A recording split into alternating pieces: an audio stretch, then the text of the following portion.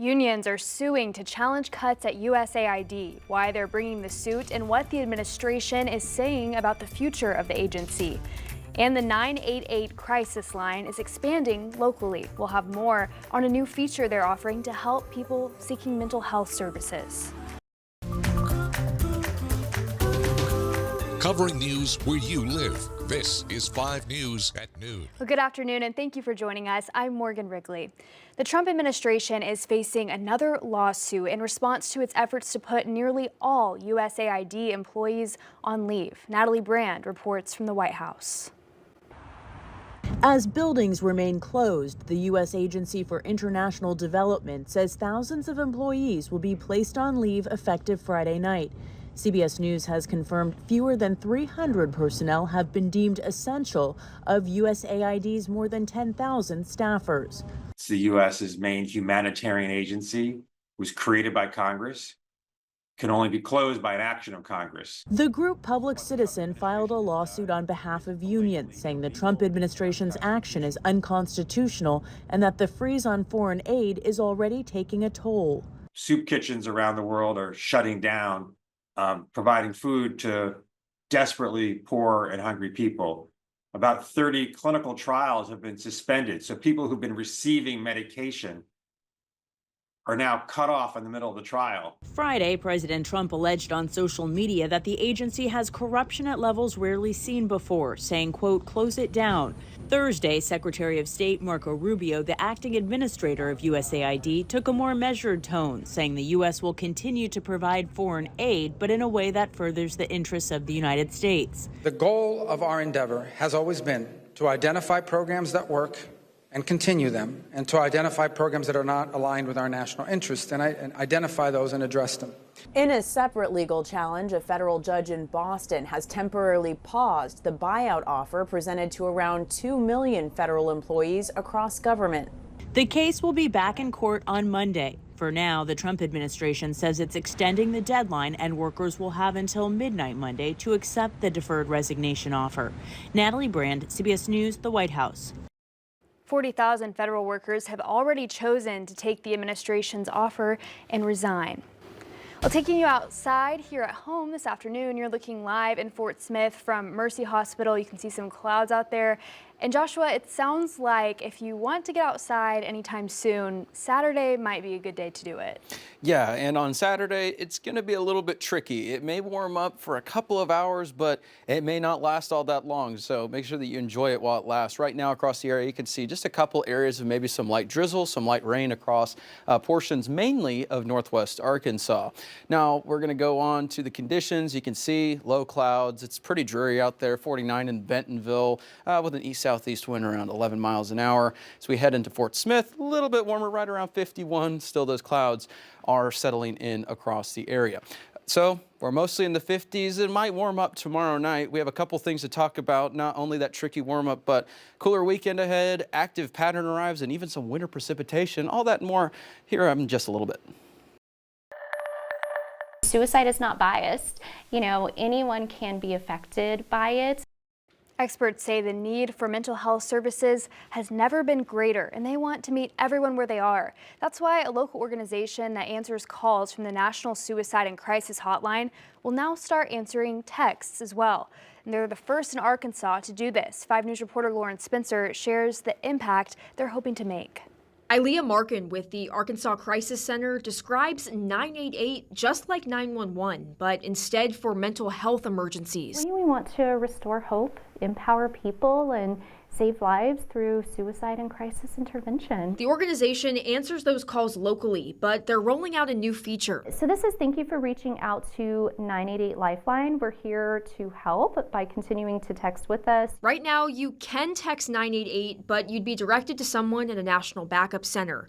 But starting February 11th, it'll be easier to get help locally. We'll actually be going to crisis counselors located in the state who are a little bit more familiar with resources and a variety of things that might be available here. One of the reasons they need this feature is to connect with the generations that are growing up with cell phones. For youth ages 10 and up, suicide is currently listed as the second leading cause of death. We had heard that 40% of the texts and chats that currently come into 988 are youth ages 20 and under. So 988 has opened the door in a new way that we haven't experienced before. Sage Small, a mental health counselor, says this is a great option for allowing people to feel comfortable to ask for help and have a direct resource to find help around you. You may be in a situation where you can't place that phone call, or you're scared to place that phone call because of something that's going on around you or just where your location is at that moment. It's obviously going to be a lot easier for me to do that where you're located and with the resources I know than if I'm looking for somewhere 2 or 3 hours away. They're both hoping they can save even more lives with a call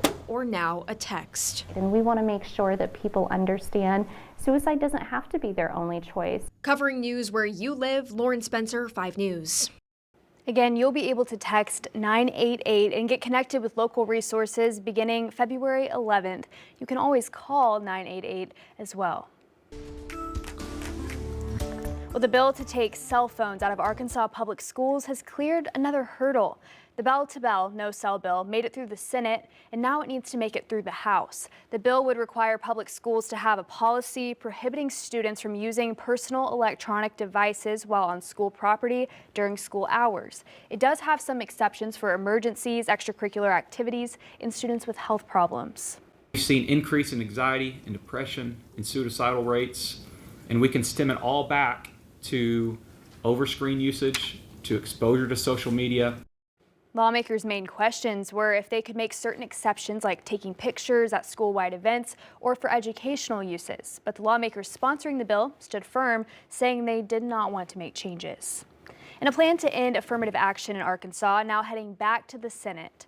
The House passed a version of Senate Bill 3 yesterday that includes an additional amendment to the language. The Senate will now have to sign off on it before it can reach the governor's desk. The bill would ban discrimination on the basis of race, sex, color, ethnicity, or national origin in Arkansas government and in publicly funded institutions. Well, the triple murder trial of Hunter Chenoweth was briefly halted after the defense requested a mistrial yesterday. On the first day of the trial, prosecutors were showing jurors evidence when they say a technical glitch displayed a graphic photo of a body and of a gun before they were properly introduced. The defense argued it could be unfairly influencing the jury and asked for a mistrial, but the judge denied that request.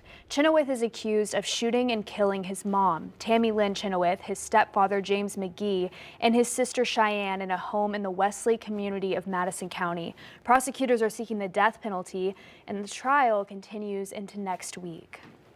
A former Crawford County deputy has been granted another extension to appeal his sentencing after he pleaded guilty to depriving a suspect of their civil rights. A federal court judge issued what he says will be the final extension for Levi White and his attorneys to submit their appeal. They now have until March 6th. White received a 63-month sentence for the crime. He pleaded guilty to one count of deprivation of rights under color of law in connection with the violent arrest of Randall Worcester at a gas station in Mulberry in August of 2022. Zachary King was another former deputy seen in the videos of this incident. He was sentenced to more than 5 years in prison. No charges were filed against a third officer with the Mulberry Police Department. And meanwhile, a federal court has dismissed the case against Richard Barnett, the Arkansas man seen in Nancy Pelosi's office during the January 6th riot. The judge clarified this does not mean he was found innocent. The U.S. Court of Appeals has dismissed that case after a presidential pardon for January 6 defendants. Barnett from Gravette, Arkansas, gained national attention for a picture of him with his feet on Nancy Pelosi's desk. He was convicted in 2023 and sentenced to 4.5 years in prison. The court says all hearings and deadlines are canceled, but stressed, again, this does not mean a finding of innocence.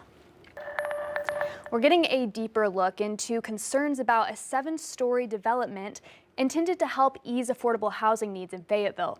But many who live and work in the area say they think this project should not move forward. 5 News reporter Jose Carranza talked to neighbors.